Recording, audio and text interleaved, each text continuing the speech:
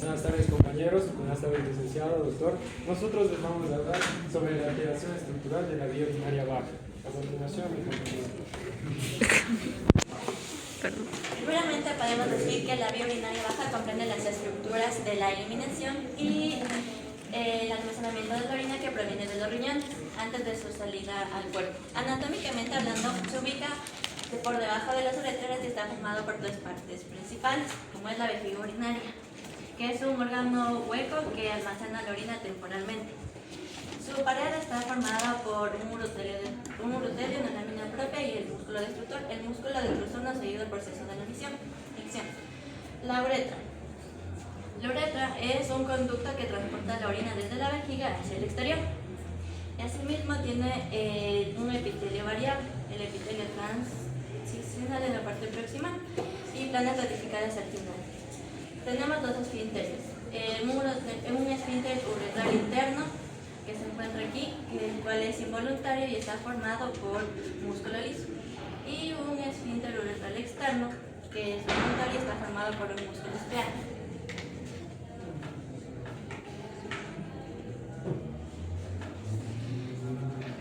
Estructura histológica normal. Tenemos que partir desde el epitelio del transistor del urotelio. Este es resistente a la orina. ¿Y por qué es resistente a la orina? Porque la orina es ácida y tiene también parte de sal, esto nos va a afectar a nosotros, entonces como que nos protege esa barrera. Las células basales son cúbicas, como podemos encontrar aquí. La orina es ácida y tiene una porción de sal y eso por eso está la barrera que nos va a proteger contra eso para que no nos afecte. Las células basales son las que se encuentran aquí, tienen una función regenerativa. Las células intermedias se aplanan al exterior. Las células superficiales conocidas como reglas se encuentran sobre el exterior. Estas son las células que son más grandes, son binucleadas y nos ayudan a la barrera impermeable. Tenemos una lámina propia que encuentra todo esto. Está constituido por vasos, fibras elásticas y células que son dispersas. A continuación, el dolor muscular. La cápsula muscular destructor, que podemos observar acá, tiene fibras del músculo liso y esta se divide en tres capas. Tiene la circular media, longitud externa y longitudinal interna. La adventicio serosa, que es tejido conectivo denso con varios vasos y nervios. Las fases fisiológicas tenemos dos, la fase de llenado y la fase de micción. La fase de llenado es cuando se tiende a romperse gracias a las células de umbrella, ya que esto nos da buena protección. El músculo destructor se mantiene relajado ya que es un control simpático. Los esfínteres tienen que estar cerrados para conservar la continencia de la orina. En la fase de vaciamiento o la micción es lo contrario, ya se da el reflejo miccional que se activa el músculo destructor simpático. Los esfínteres se relajan y especialmente el externo es el que tiene control voluntario y es cuando fluye la orina y se expulsa de forma coordinada. Es importante saber la histopatología. Como se puede ver aquí, tenemos el urotelio intacto, ya que mantiene la barrera y lo permite que sea impermeable frente a la protección de la orina. El destructor sano garantiza un vaciamiento efectivo. Si nosotros tenemos alguna lesión o alteración, esto nos va a ver reflejado en unos síntomas clínicos. Su estudio histológico permite diagnóstico temprano e incluso se puede realizar unas pruebas clínicas adecuadas. Es a la barrera impermeable, lo de las células son las que te ayudan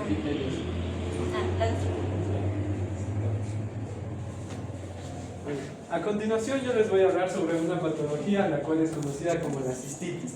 La cistitis se denomina como una inflamación de la mucosa vesical, la cual es provocada generalmente por origen infeccioso debido a bacterias como la Escherichia coli, el estafilococo y en casos mucho más complicados la Pseudomonas.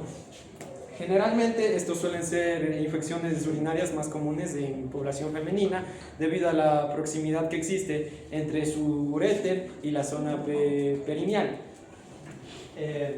En cuanto a lo que podemos saber de la etiopatiogenia, básicamente es que la infección asciende por la uretra hacia la vejiga, donde proseguidamente habrá una proliferación, y generalmente existen factores los cuales favorecen a esta infección, los cuales serían, por ejemplo, el uso prolongado de catéteres uretrales, a su misma vez también el constante uso de medicamentos irritantes o de alimentos irritantes, también la retención del flujo urinario, a su misma vez también las relaciones sexuales constantes, y generalmente existe un daño el cual se va a manifestar a nivel del epitelio uroterial, la lámina propia, y también en aspectos generales a nivel de la vascularización. A nivel del epitelio uroterial se va a encontrar una presencia de un inflamado intracelular, también una descamación de las células superficiales y una erosión de la mucosa superficial, lo cual, si evoluciona a ser crónica, podría generar una ulceración. A nivel de la lámina propia podemos ver un infiltrado inflamatorio, el cual generalmente es medido por neutrófilos en un estado agudo, pero en un estado crónico ya se ve la presencia de linfocitos y células plasmáticas. En la vascularización se ve generalmente una vascularización mucho más focal, con hemorragias focales. A su misma vez también en evoluciones ya crónicas de dicha infección se puede provocar la presencia de microabscesos, los cuales son provocados por neutrófilos muertos. En cuanto al diagnóstico, se pueden hacer exámenes de orina como lo sería la bacteriuria, la cual básicamente se presenta como significativa cuando hay alrededor de 100.000 unidades formadoras de colonias. También la micromaturia, la cual generalmente se toma como significativa cuando existen más de 3 eritrocitos por campo. Y también la piuria, que son la presencia de leucocitos en la orina, y se toma como significativa cuando existen más de 10 leucocitos por campo. También se pueden realizar procesos como lo podrían ser un urocultivo, generalmente esto se puede realizar en el agar CLEP, y también se puede utilizar herramientas citohistológicas, las cuales nos podrían ayudar a descartar procesos de metaplasia en una enfermedad ya crónica de la cistitis. En cuanto a los antibióticos o medicamentos, son dirigidos en base a lo que podríamos detectar del angiograma. Generalmente se controla con la nitrofurantoína, la fosfomicina, y en casos más graves con los betalactámicos. Y medidas complementarias pues sería el uso de alimentos y bebidas las cuales incrementen los líquidos corporales para que aumente la micción y evite el congestionamiento de bacterias, las cuales podrían afectar a la vejiga. Aquí podemos observar dos figuras. Esta es una figura observada con el lente de 10X y con una tinción de hematoxilina eosina, en la cual podemos ver un denso infiltrado inflamatorio y también la presencia de fibrina, la cual generalmente ocurre por la vascularización debido a la inflamación.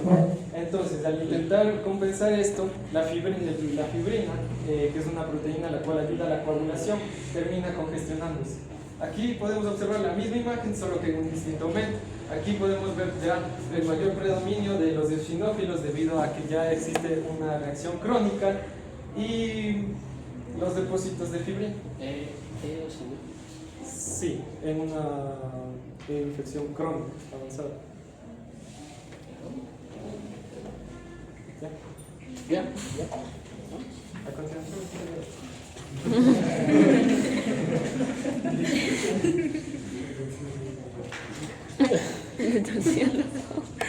Bueno, yo voy a hablar sobre lo que es hiperplasia prostática benigna.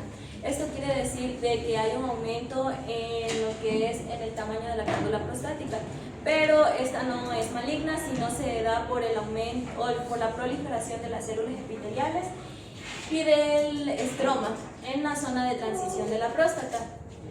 Este crecimiento hace que la próstata se comprima y haya lo que es una obstrucción urinaria, llevando así lo que es una mala dificultad para orinar, como que también hay la sensación de que ya orinaste, pero en realidad no, o sea, un vacío incompleto de la ¿Cómo se vejiga. llama eso?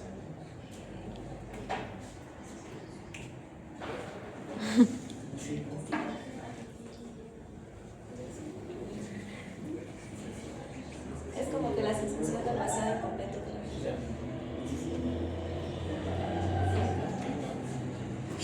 Ya. En histología normal de la próstata tenemos lo que son las glándulas turboalveolares y estas están revestidas por un epitelio cilíndrico simple ya. También tenemos unas capas basales cúbicas en la que descansa una membrana basal. Y también tenemos en el estroma fibras musculares lisas y un tejido conectivo con la linfosa. Y también tenemos lo que es una luz glandular, y en esta te pueden observar cuerpos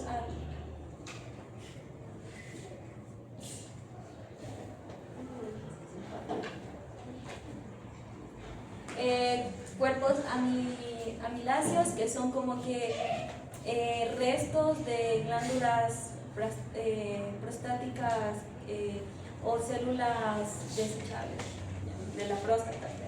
Ya. Así se denomina las células desechables. O sea, células muertas de la próstata. Así me sale. Ya. Y aquí podemos ver lo que es. Aquí tenemos lo que es el tubo alveolar. Y aquí está lo que es la luz. Y en esto sí ve que se pueden encontrar estos son los cuerpos amiláceos. Y aquí amiláceos. Ya. Y estos son los que son las células muertas, o pueden ser proteínas desechadas como los glucoproteínas. ¿Sí? Ya. Y aquí tenemos lo que es el tabique fibromuscular, que este es el que le da sostén o mantiene aquí a estos tubos alveolares en el lugar que corresponde. Y la hiperplasia. Ahora tenemos lo que es la histopatología. Como se ve ahora en una placa ya con patología. Y en la de antes era una placa normal de cómo se ve el pan. Aquí hay lo que es un mayor aumento en el tamaño y en el número de las glándulas prostáticas. Y se puede ver como un engrosamiento o algo así, porque estas van creciendo hacia adentro, hacia arriba. Ajá. Ya. Y la doble capa epitelial de la basal y la luminal, esas se mantienen iguales. Y también hay un estroma hiperplástico fibromuscular. Aquí predominan fibras musculares lisas.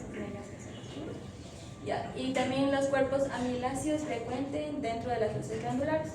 O sea, hay más todavía, más concentraciones. Y en cortes histológicos se observa un aspecto nodular por la proliferación irregular. O sea, Veamos si es cierto. por ejemplo, estos tubos aquí angulares son estos aquí que van perdiendo la forma. Y si ve que esto está así. A ver, ¿esto es un tubo alveolar? A ver, yo me salió que era así. Y estos se van engrosando. Y si ve esto de aquí adentro, estos son las células amiláceas que se siguen adentro.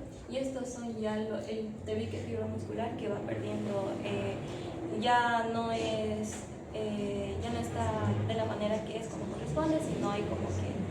¿Cómo es de la manera que es como corresponde? Aquí son células unidas, y aquí hay una desorganización de células, pierde lo que es la integridad el tabique, por eso se ven esos espacios blancos y por eso hay una irregularidad en estas glándulas prostáticas.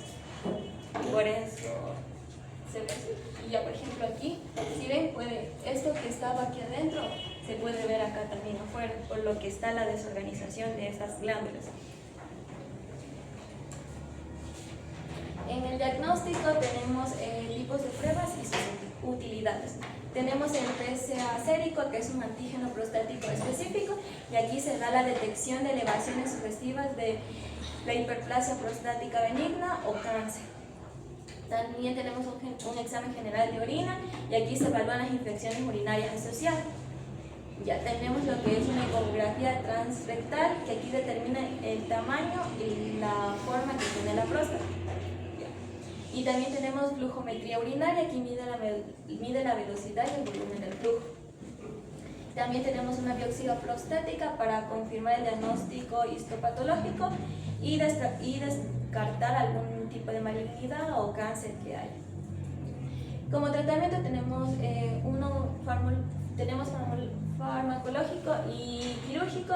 En el farmacológico tenemos la tamsulosina, que es lo que relaja el músculo liso, y la finasterida, que es un inhibidor de reductasa que reduce el volumen prostático. Y en quirúrgico tenemos la que es la resección transuretral de la próstata en casos graves. A continuación les voy a hablar sobre la vejiga neurogénica. Entonces, la vejiga neurogénica comprende una serie de disfunciones a nivel de la vejiga y del uretra. Esto por una lesión a nivel de la columna lumbar. ¿Y qué tiene que ver la columna lumbar con la vejiga urinaria? Básicamente hay una lesión a nivel de la médula espinal, haciendo que se destruya o que haga una lesión a nivel de los nervios sacros, que estos son los encargados del vaciamiento de la vejiga. Entonces, como quien dice, como no hay una micción de la orina por parte de nosotros, se queda la orina a nivel de la vejiga, causándole complicaciones y alteraciones. Los principales hallazgos histológicos pueden incluir una hipertrofia del músculo de la vejiga, que en este caso se llama el detrusor. El detrusor, en este nivel hay una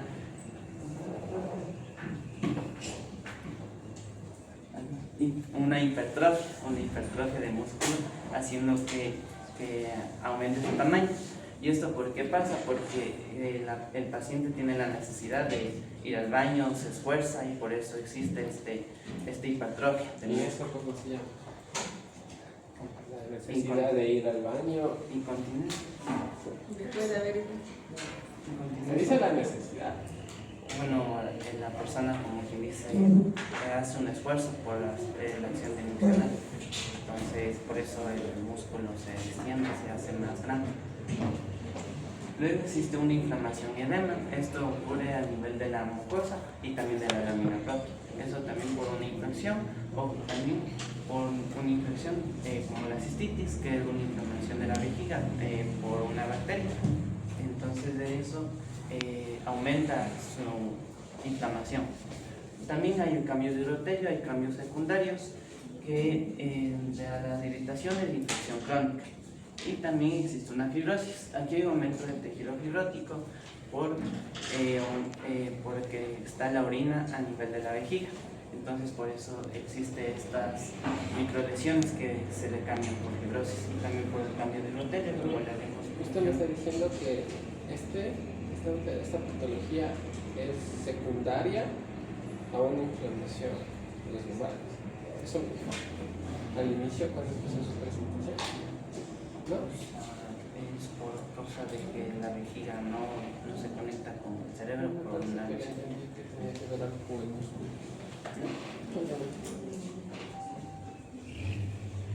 Diagnóstico, podemos ver que primero se debe someter a una anamnesis, un diario miccional y una exploración física. Sabiendo esto, podemos tener a unos 4 puntos. Como primero podemos poner la patogenia, el tratamiento, el diagnóstico y lo más importante, cómo se va el pronóstico de las acciones a nivel de la columna lumbar. Esto para ver si existe una vejiga neurogénica. También podemos ver la retención urinaria. Entonces aquí podemos ver si existe más básicamente cómo está la persona, si tiene dificultades de orinar, si tiene retención de la orina. Entonces aquí podemos diagnosticar eso y ya podemos descartar algunas infecciones, pueden ser bacterianas o no.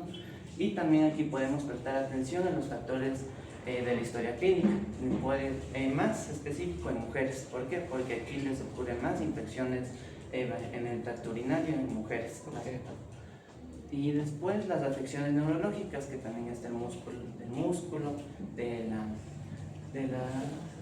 esquelético, metabólico, que puede ver ahí se ha asociado a ver qué lesión está teniendo a nivel de la médula, perdón, de la columna lumbar.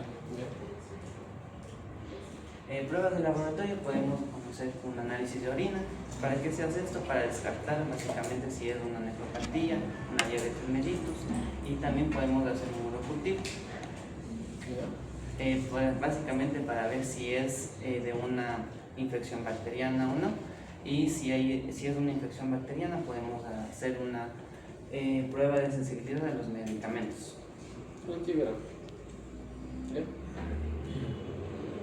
De tratamiento podemos ver si la disfunción del tracto urinario inferior no mejora con tratamientos de la columna lumbar. Podemos obtener algunos objetivos, los dos objetivos principales, que el objetivo principal es el mantenimiento y preservar el tracto urinario superior, esto para que ocurra una función renal adecuada. Y también como segundo objetivo podemos ver que podemos restaurar o para restaurar parcialmente ese sistema, ese tracto urinario, para que no podamos perder esa acción, ese metabolismo. Y esto puede reducir el volumen residual y mejorar la calidad de vida de la persona. Como conclusión podemos abordar que esta enfermedad básicamente es una, por como le habíamos dicho, de la columna lumbar, haciendo que no haya ese contacto en el cerebro y la vejiga, haciendo que quede la orina a nivel de la vejiga y haciendo que tenga problemas de la persona al miccionar. Entonces aquí podemos detectar que esta puede tener una gravedad muy alta, haciendo que el paciente pueda generar muchas complicaciones ya a un futuro son cruciales.